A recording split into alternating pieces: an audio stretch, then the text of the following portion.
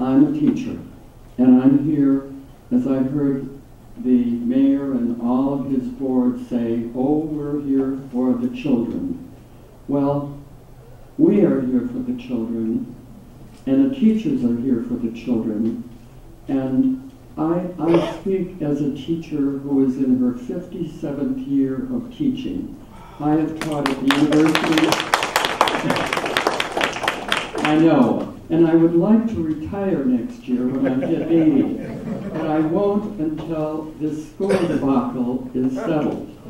I still teach so I can get into the schools as a substitute teacher and know what is really going on, because that's the only way you can change things. I'm not here for the mayor's takeover. I think he has been put in a terrible position. I like the man. I don't think he wants to be there, but he's stuck. And the power that comes behind him, I question. We're here for the children? No. If you look at the funding, if you look at the people who are supporting and doing the research, I don't think they're there for the children. I think they're there for a takeover of the power and the political power and the money that will be made from MPS once they've got control. And if we privatize and if we have vouchers, that's where their money is, that's where their support is. And they are supporting this research, question mark. They say they're for the children. I question it, and I ask this. In 77 years, in 1977, we had parent involvement. We had a program in the Head Start program in early childhood where teachers went out into the homes and taught the parents. As you read in the paper today, something new. Every 5 or 6 years, the thing goes around and around, and we do the same thing over. All the things I had in little country school are now new, important things and lots of funding. But this program in 1977, Head Start program, that was early childhood education. Teachers went into the home, they worked with the parents, they had a listening program every day on the radio, WYMS, and then once a week they came in and they saw a video that was produced by other teachers and myself to help the parents and the teachers help their children. This was because these were children having children and they'd never had a life themselves. That's the kind of reform that we need. But it was dumped. The next year it was dumped. Had that been kept and funded, we would have a base now of kids who are older, raised and given the start they need at home. Instead, we're pressing the teaching, this direct teaching. When I teach in a school, I say, I won't do that. I won't hurt children that way.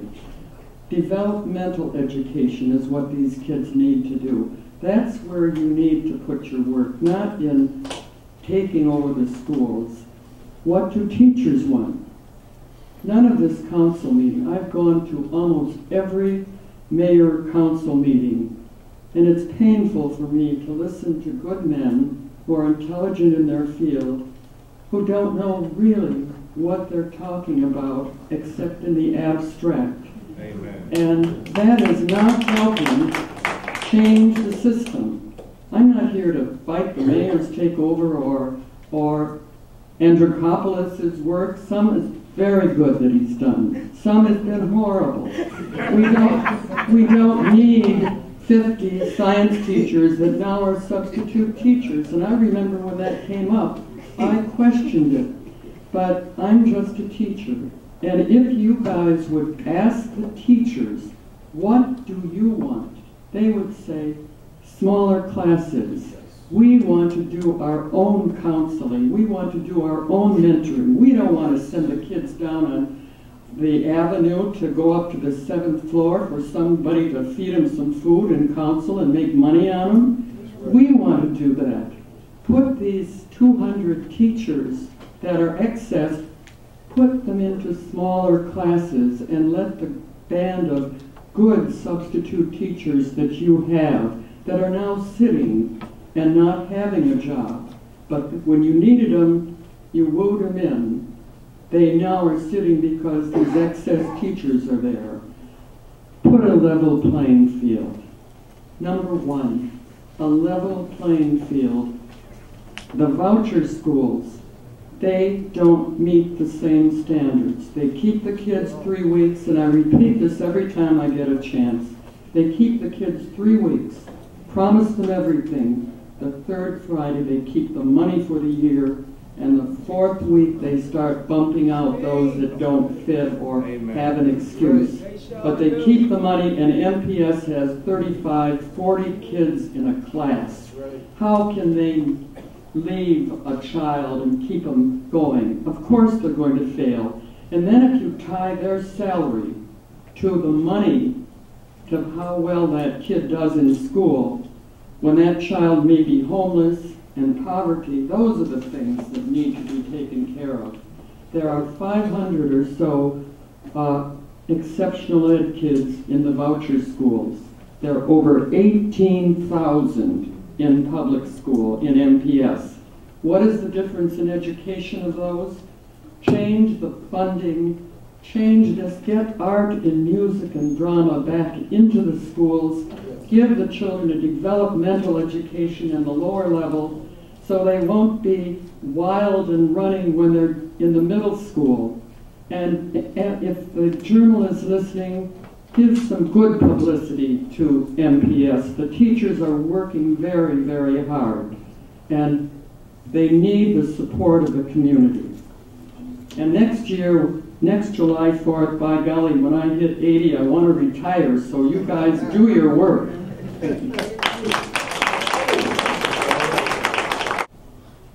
I would like to first start off saying that I am opposed to mayoral takeover. To me, it is a gathering of power where the power is too centralized.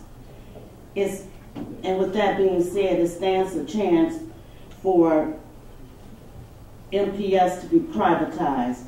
And to me, that is leading to union busting, where wages will become lower,